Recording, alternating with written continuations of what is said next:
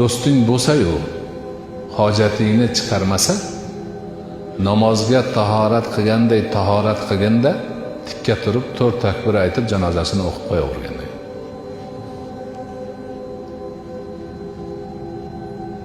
O'sha hojatini chiqarmasa qanaqa do'st bu?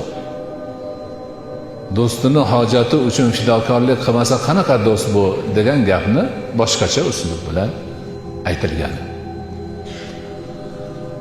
Do'stni hojati chiqarish deganda faqat shaxsini emas, oilasi, bola chaqasi, unga ergashgan kishilarning ham hojati shu do'stiniki bo'ladi, shuni chiqarish bo'ladi.